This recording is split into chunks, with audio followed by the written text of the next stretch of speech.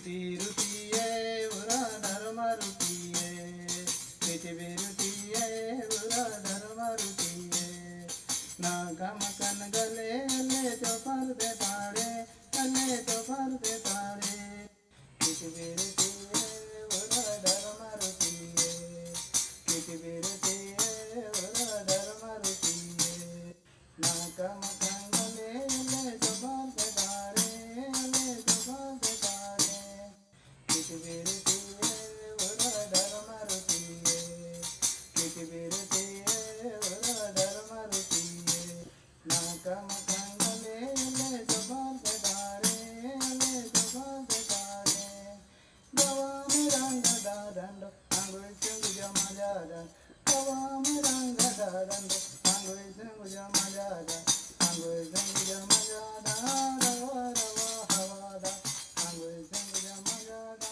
रवा रवा हवादा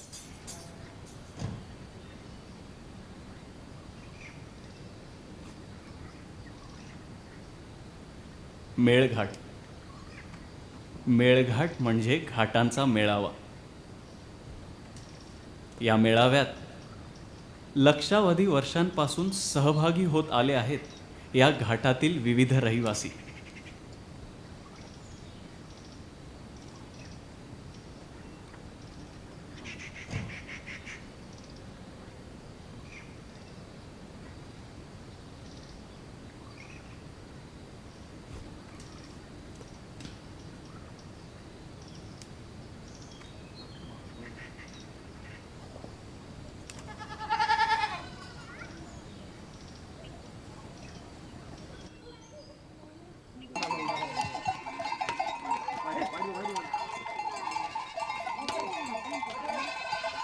या मेळाव्यात काही हजार वर्षांपासून एका नवीन रहिवाशाची भर पडली आहे.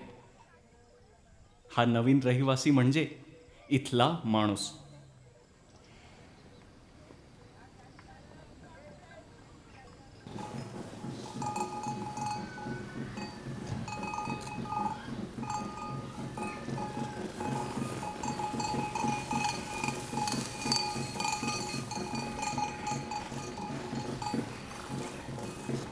इथल्या माणसाला शहरी भाषेत आदिवासी म्हटलं जातं आणि अजून खोलात जायचं ठरलं तर कोरकू किंवा गोंड.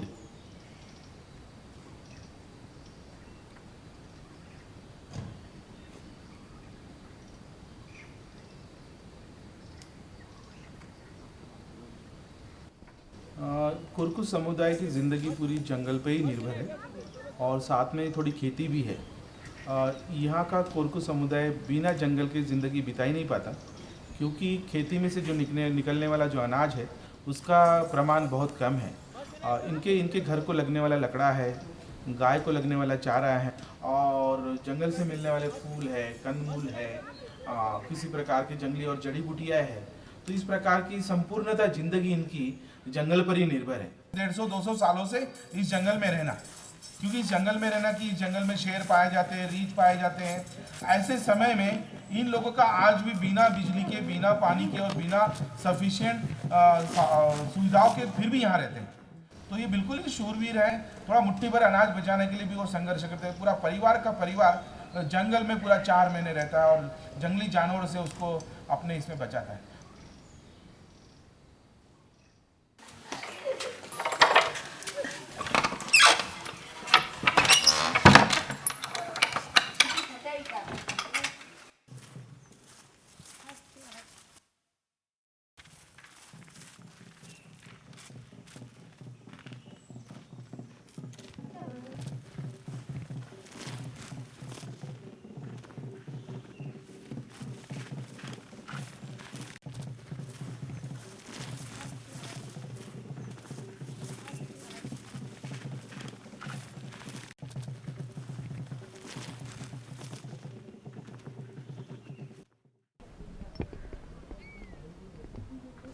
काका आपका नाम? गानो गानू. पूरा नाम क्या? गानो राजीव बैठेगा. कितने सालों से इस गांव में रह रहे हैं? हो गया 53-54 हो गया. 53-54. तो पहले कहाँ रहते थे आप? माखला. पेट भरने के लिए क्या काम करते हैं? वह खेती बाड़ी खेती बाड़ी। खेती बाड़ी हो गया तो जाएंगे जंगल अपना परदेसी उधर अमरावती उधर उधर का भट्टी भुट्टी बजा के काम करने को। हाँ, और जानवर आपने देखा है जंगल में कोई? इतने 53-54 साल आप रहे हैं यहाँ पे। हाँ, अब जंगल में जाएंगे तो आप देखते हैं जंगली भैंसी, फिर रीछ, शेर, हरण। नहीं, जानवरों को तकलीफ तो अभी नहीं है, कुछ नहीं है। अभी कुछ तकलीफ नहीं है। हाँ, सिर्फ डुक्कर उनका तकलीफ है। कौन से रान डुक्कर है क्या? हाँ वो सिंह वाले? हाँ, जंगली डुक्कर। जंगल को नहीं जाएंगे तो पूरा खा लेंगे जवारी फवारी। रात दिन मंडे में रहना पड़ता है, जागल करना पड़ता है। फिर सवेरे तो उठ के फिर आना घर को, फिर खाना वाना खा के और जाना है।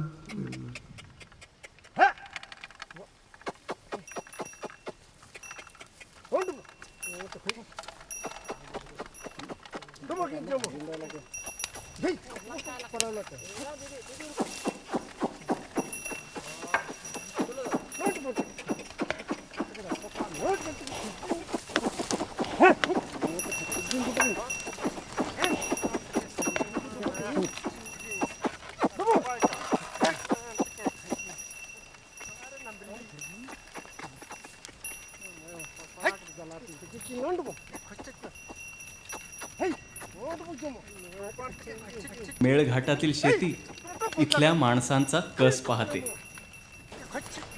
उंच सखल दगडगोट्यांचा भरमार असलेली इथली माती सुपीक नाही.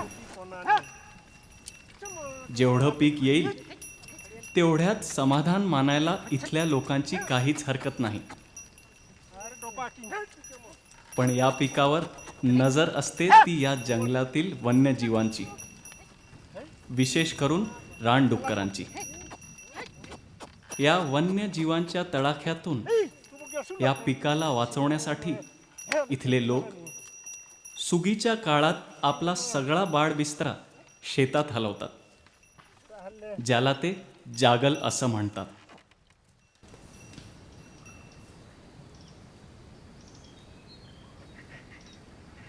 गांव का बैलगाड़ी मुकाट आता जब ये रुंदा है.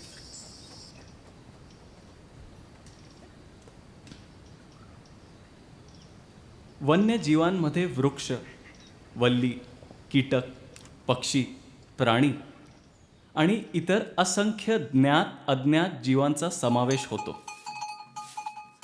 ज्यांचा गरजेप्रमाणे प्रमाणात वापर इथले कोरकू करतात. पाळीव प्राण्यांसाठी लागणाऱ्या चाऱ्याची गरज देखील जंगलाद्वारेच पूर्ण होते. घरासाठी लागणाऱ्या लाकडाची पूर्तता मुबलक प्रमाणात असणाऱ्या सागवान आणि बांबूच्या माध्यमाने होते. क्या है? तो इनके बिल्कुल सामूहिकता से रहते हैं लोग, बिल्कुल अकेले अकेले नहीं रहते. इनकी भाषा में खाड़ू करके बोलते, ग्रुप ऑफ द पीपल, मतलब उसको समूह के साथ में रहते हैं लोग. तो इस प्रकार का समूह के साथ इस आपत्ति से वो लोग निपटते हैं.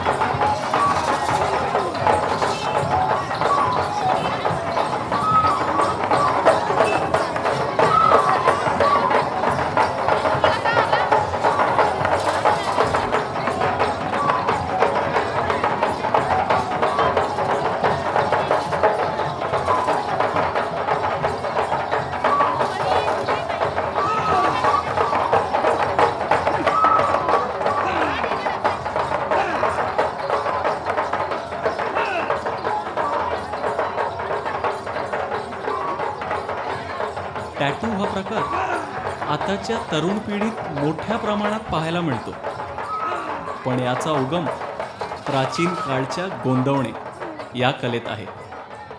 इथले आदिवासी त्यांच्या मुलांच्या, विशेष करून मुलींच्या शरीरावर विविध चित्रे गोंदवून घेतात. पण हे फक्त छंदापुरतं मर्यादित नाही. या गोंदवण्यामागे देखील वन्यजीवांचं अस्तित्व आढळून येतं. या स्त्रीच्या मनगटावर असंख्य मुंग्या गोंदवल्या गेल्या आहेत.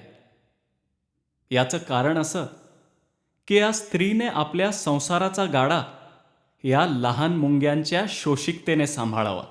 या स्त्रीच्या हातावर असणाऱ्या महाकाय वृक्षाच्या गोंदवण्यामागे हिने आपल्या समाजात वृक्षाप्रमाणे वागावं अशी धारणा आहे.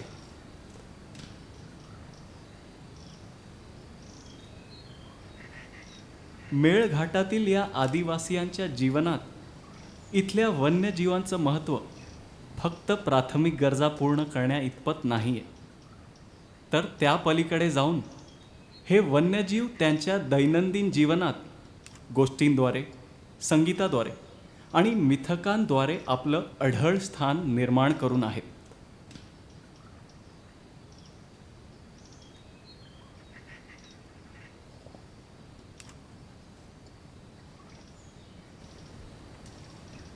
रंग बदलणाऱ्या या सरड्याच्या चालीकडे पाहून इथले आदिवासी त्याला मेळघाटातील वाघाचा गुरु मानतात. ज्यावेळी वाघाला शिकारीची कला अवगत नव्हती, तेव्हा या सरड्याने त्याला आपली डौलदार चाल आणि शिकारीची कला शिकवली.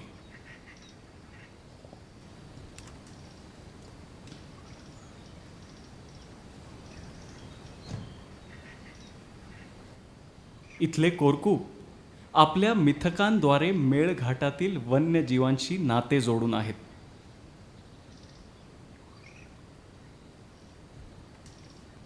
अच्छा, ये हमारा जो बस्ती में रहता है, ये हमारा पुराना जैसे मुठवा देव बाबा बोलते हैं उसको। ये हमारा गांव का जो भी बीमार लाचारी आता है, तो वो जैसा हमारा गांव में जो गांव का जो भगत रहता है, तो वो इसका करने आके पूरा गांव पंचायत आके इसका करने आके फिर पानी का ये करता, तो इसके बाद में फिर गांव में बांट देता, तो थोड़ा बीमारी शांत हो जाता। तो उसके बाद में जो भी पान फूला है तो अपना देव को चढ़ा देंगे, जैसा देव को चढ़ा देंगे तो उसमें से फिर जो भी आए तो शांति हो जाएगा, तो उसमें से बीमार नहीं आता। ऐसा हमारा जो पुराना रीति रिवाज से हमारा चालू है, और यही देव हमको जैसा काम देंगे आगे भी। ये पत्थर है, पत्थर नहीं है, ये उसका दिल है, हमारा दिल है तो उसका दिल है, तो हमारा देव यही है। वैद्यक शास्त्र आज अतोनात प्रगत झालंय, पण इथले कोरकू आणि गोंड आजही आपल्या वैद्यक शास्त्राच्या प्राचीन चालीरीती जपून आहेत. किसी प्रकार की आपत्ति से निपटने में ये लोग अपने आप को बहुत ताकत रखते हैं। हमने कुछ लोगों को इस प्रकार का देखा, अगर किसी रीछ ने किसी आदमी पर हमला किया होगा तो वो आदमी जंगल से जड़ी बूटी लाकर उसका लेप लगाकर वो आदमी को ठीक करता रहा। अभी भी बहुत सारी बीमारियां हमने मेलघाट में लोग देखा है कि लोग जंगल की जड़ी बूटियों का इस्तेमाल करके लोगों की ज़िंदगियां बचाते हैं, जो कि ना कि शहर की किसी प्रकार की दवाई इनको बचा पाती है। मेरा नाम है पुनाजी सेलुकार है। आप कहाँ के रहने वाले हो? मैं चूरनी का। चूरनी? हाँ। आप कोरकू है क्या? हाँ, कोरकू है। आप कितनी तक पढ़े हो? पढ़ा ही नहीं। पढ़ा ही नहीं? हाँ, हम पढ़े। तो आपके पास जो कंदमूल आपने जो लाए हैं वो आप बता सकते हैं कैसे इस्तेमाल और कौन कौन से बीमारियों के लिए इस्तेमाल किए जाते हैं? हाँ, जैसे पुराना बुड्ढा ने जैसा लादा था, तो उनका देखा उन्होंने बताया कि भाई कोई भी बीमारी आ जाएगा, कोई भी आ जाएगा, तो कभी भी ये झाड़ को पहचान कर रखना करके उन्होंने बताया हमको। पहले उन्होंने इस्तेमाल किया और हमारे सामने खुद में उन्होंने इस्तेमाल करके दिखाया। उन्होंने जो ये झाड़ है तो इसको कोड़ेज बूटी बोलता है।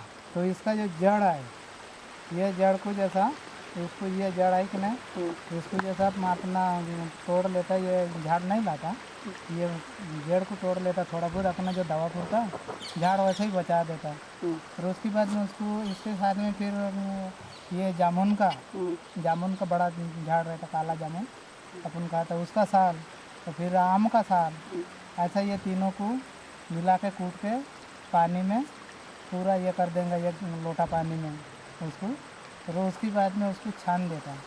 तो क्या कि जिसका जो पेट दर्द होता है, पतला संडक जाता है, तो उसको वो 2-3 गिलाब देना पड़ता है। एक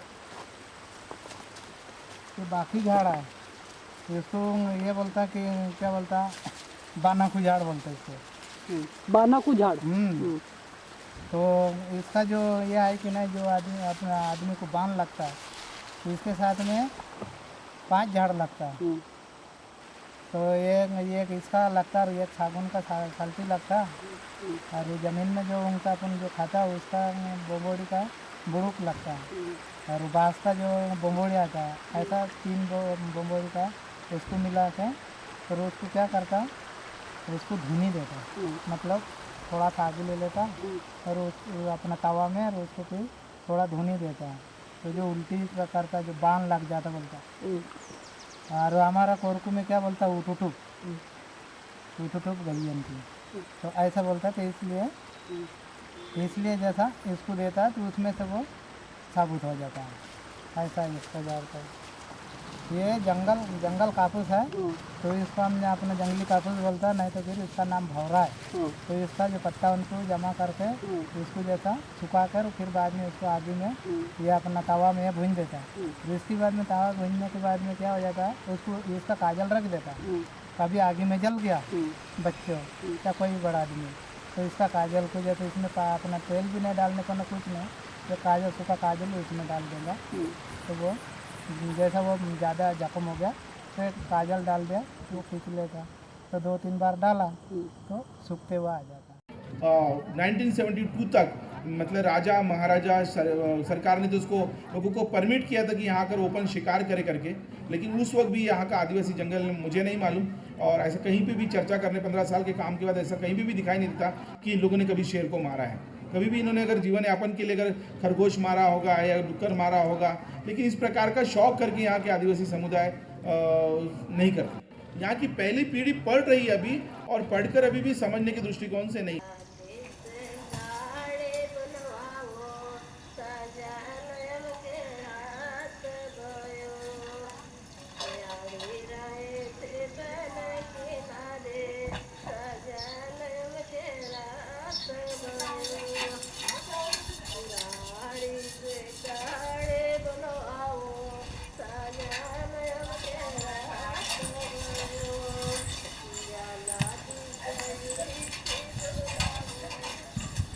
फटाफट ले।